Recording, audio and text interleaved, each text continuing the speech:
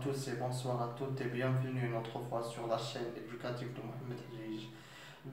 Dans cette séance, je vais essayer de vous présenter brièvement les rôles de l'enseignant qui sont en termes de trois. Le premier rôle, donc l'enseignant est un organisateur. Comme deuxième rôle, il doit être un médiateur et surtout à deux niveaux. Et le troisième et le dernier rôle, c'est l'enseignant doit être un communicateur. Alors, comment l'enseignant peut être un organisateur? Bien sûr, c'est à travers l'analyse des données qui sont à sa disposition de façon qu'il doit connaître les élèves, les acquis de ces élèves aussi, à savoir la conception, les croyances, l'acquisition d'ordre cognitif et l'apprentissage déjà utilisé et réalisé aussi.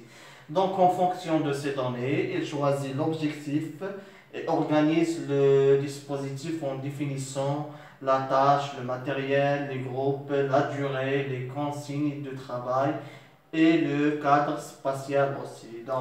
Deuxièmement, l'enseignant doit être médiateur à deux niveaux, entre les élèves et le savoir, c'est-à-dire c'est lui qui connaît l'objectif conceptuel et qui animera le conflit socio-cognitif en fonction de cet objectif.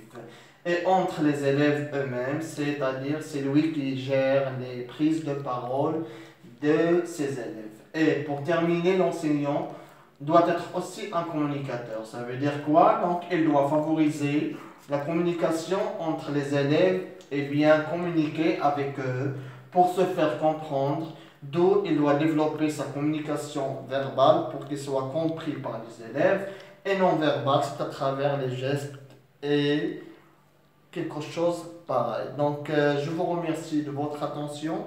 J'espère que vous avez bien compris et saisi la séance d'aujourd'hui. Merci, je vous laisse en beauté, espérons qu'on se retrouve en bonne santé. Au revoir.